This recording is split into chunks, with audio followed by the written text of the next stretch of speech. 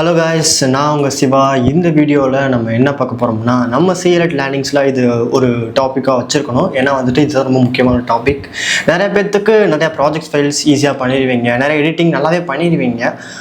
But அந்த project எப்படி ஒரு டெம்ப்ளேட்டாக மாற்றுறது, எப்படி எல்லாரும் யூஸ் பண்ணிக்கிற மாதிரி ஒரு டெம்ப்ளேட்டாக மாற்றி அதை சிஎல்எட்டில் அப்லோட் பண்ணி நம்ம ஏர்ன் பண்ணுறதுன்ற ஒரு முக்கியமான விஷயம் இருக்குல்ல. ஸோ அதனால் இந்த வீடியோவில் எப்படி வந்துட்டு ஒரு சாதாரண ஒரு ப்ராஜெக்ட்ஸை கொஞ்சம் ஒரு மெஸ்ஸியாக இருக்க ஒரு ப்ராஜெக்டை அதை க்ளீனாக ஒரு டெம்ப்ளேட்டாக மாற்றுறதுன்னு சொல்லிட்டு பார்க்க போகிறோம். ஸோ இந்த ஒரு வீடியோ முழுக்க வந்து பிகினருக்கு ரொம்பவே யூஸ்ஃபுல்லாக இருக்கும். ஏன்னா நிறைய பேர் எடிட்டிங்லாம் பண்ணுவீங்க, நல்லா பண்ணுவோம். பட் அதை எப்படி டெம்ப்ளேட்டாக மாற்றணும், அதை எப்படி அப்லோட் பண்ணணும், அதை எப்படி மற்றவங்க யூஸ் பண்ண மாதிரி பண்ணணும்னு சொல்லிட்டு தெரியாமல் இருப்பீங்க. ஸோ அதுக்காண்டி தான் இந்த ஒரு வீடியோவை க்ரியேட் பண்ணியிருக்கோம். இந்த ஒரு வீடியோவில் ஸ்டெப் பை ஸ்டெப்பாக எப்படி ஒரு மெஸ்ஸியான ஒரு ப்ராஜெக்டை டெம்ப்ளேட்டாக க்ளீனாக பண்ணி அப்லோட் பண்ணுறது அப்படின்னு சொல்லிட்டு பார்ப்போம். வாங்க வீடியோக்குள்ளே போகலாம்.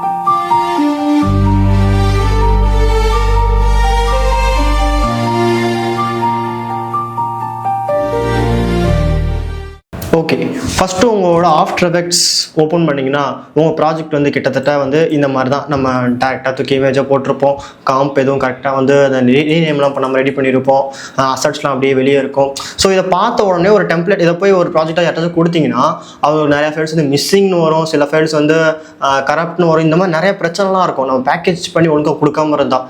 ஸோ நம்ம என்ன பண்ணணும்னா அதுக்காண்டி தான் நம்ம வந்துட்டு இந்த பேக்கேஜ் பண்ணணும் அப்படின்றேன்.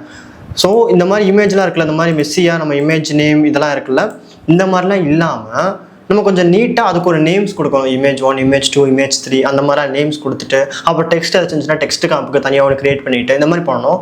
ஸோ இப்போ இந்த இடத்துல வந்துட்டு ஒரு கஸ்டமர் கிரியேட் பண்ணோம். இது ஒரு டெம்ப்ளேட் கிடையாது, இது ஒரு சாதாரண ஒரு ப்ராஜெக்ட் தான். இதை எப்படி டெம்ப்ளேட்டாக மாற்றுறதுன்னு சொல்லிட்டு இதில் பார்க்க போகிறோம். ஸோ வந்து அவங்க ப்ரைவசிக்காண்டி நான் பிளர் பண்ணி வச்சுருக்கேன். ஸோ வேறு எதுவும் கிடையாது. ஸோ இப்போ பார்த்தீங்கன்னா இதில் நம்ம இவ்வளோ இமேஜஸ் இருக்குது. இதில் சிம்பிளான ஒரு எடிட் தான், சும்மா ஒரு கேமரா ஆங்கிள் வச்சு ஒரு ஷார்ட் மாதிரி ஒரு முன்னாடி வந்து பேக் இஜெட் ஆக்சிஸில் வர மாதிரி. ஸோ இது ஒரு சிம்பிளான ஒரு டெம்ப்ளேட். இந்த டெம்ப்ளேட் நான் எப்படி பண்ணுறேன்னு உங்களுக்கு நான் சொல்லும் போது உங்கள் ப்ராஜெக்ட் எப்படி பண்ணலாம் அப்படின்னு சொல்லிட்டு உங்களுக்கு ஐடியா வரும். அதையும் மீறி எனக்கு நிறைய டவுட் இருக்கப்போ அப்படின்னு கேட்டிங்கன்னா கண்டிப்பாக கீழே இருக்க நம்பரை காண்டாக்ட் பண்ணி நீங்கள் டேரெக்டாக பேசலாம். ஏன்னா வந்துட்டு நம்ம ஃபுல்லாக ஹெல்ப்ஃபுல்லாக இருப்போம். கிரியேட்டரை உருவாக்கி அவங்களையும் ஏர்ன் பண்ண வைக்கிறதுக்கான ஒரு பிளாட்ஃபார்ம் தான் உருவாக்கியிருக்கோம். ஸோ நீங்களும் நினச்சா போய் அப்லோட் பண்ணி ஏர்ன் பண்ணலாம். ஸோ இந்த வீடியோவில் நான் அதை ஒரு வீடியோவாக சொல்கிறேன். அது போக எனக்கு டீட்டெயிலாக வேணும்னா நீங்கள் கால் பண்ணி டேரெக்டாக கேட்கலாம். சரி, ஓகே. ஃபஸ்ட்டு வந்துட்டு நம்ம இந்த இமேஜஸ்லாம் வந்து ஒரு காம்பாக மாற்றணும். அதுக்கு முன்னாடி இந்த இடத்துல வந்துட்டு நிறையா வந்து கொசன்னு இருக்குல்ல, இதெல்லாம் எப்படிப்பா வந்து ஆர்கனைஸ் பண்ணுறதுன்னு கேட்டிங்கன்னா டேரெக்டாக எது உங்களுக்கு வந்து வெளியே அந்த மாதிரி காட்டாமல் இருக்கணும் அப்படின்னு நினைக்கிறீங்களோ அதை மட்டும் நீங்கள் டேரெக்டாக செலக்ட் பண்ணிவிட்டு அதை ஒரு அசட்ஸ் அப்படின்னு சொல்லிட்டு ஒரு ஃபோல்டரில் போட்டுக்கோங்க. ஓகேவா, அசட்ஸ்னு போட்டுறீங்க. நம்மளோட மெயின் காம்ப் இருக்குல்ல, அதோட காம்ப் நேம் எப்பயுமே வந்துட்டு ஒன்றும் அந்த ப்ராஜெக்ட் நேம் போடலாம்.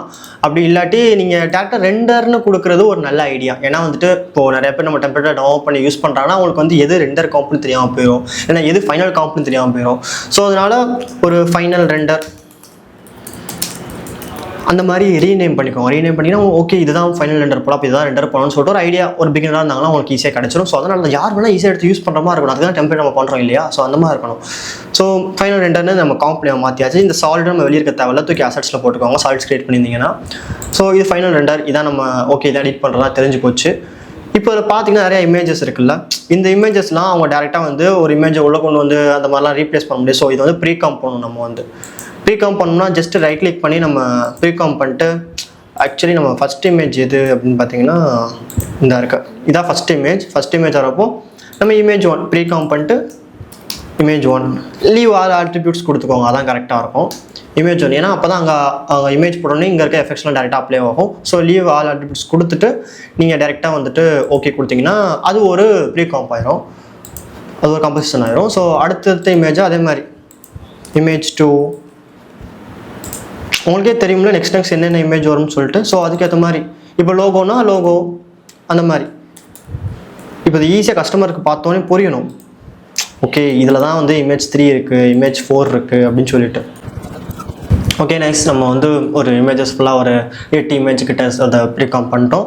இதுக்குள்ளே போய்ட்டு இந்த காம்குள்ளே எடிட் பண்ணுமான்னு கேட்டிங்கன்னா அந்த காம்குள்ளே நான் ப்ரைவசினால் போக முடியல, நான் அதையும் மீறி காட்ட முடியாது. ஸோ ஓகேங்களா, ஸோ உள்ளே போய்ட்டு அவங்க இமேஜ் டேரெக்டாக அந்த இடத்துல அப்லோட் பண்ணல, ஆட்டோமேட்டிக்காக இங்கே ரீப்ளேஸ் ஆயிடும், அவ்வளோதான் சிம்பிள்.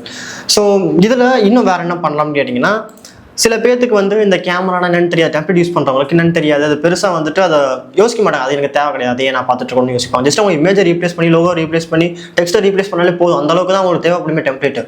ஸோ நம்ம சில விஷயத்துக்கு ஹைட் பண்ணுறதா இருந்தால் நம்ம இந்த ஹைட் லேயர் இந்த ஒரு ஆப்ஷனை யூஸ் பண்ணி நம்ம என்ன பண்ணிக்கலாம்னா இதெல்லாம் நம்ம ஹைட் பண்ணிக்கலாம். கேமரா நமக்கு தேவை இல்லையா, ஹைட் பண்ணிக்கலாம். இந்த பேக்ரவுண்ட் மியூசிக் தேவை இல்லையா, ஹைட் பண்ணிக்கலாம். இந்த இமேஜ், ஓகே இது ஒரு இமேஜா, சரி ஓகே பேக்ரவுண்ட் இமேஜோ, எஸ் பேக்ரவுண்ட் இமேஜ். ஸோ இதுவும் நமக்கு தேவை இல்லையா, இதையும் அவங்க ஹைட் பண்ணிக்கலாம். இல்லை இது ஒரு காம்பாக கூட போட்டுக்கலாம். இப்போதைக்கு நான் ஹைட் பண்ணுறேன்.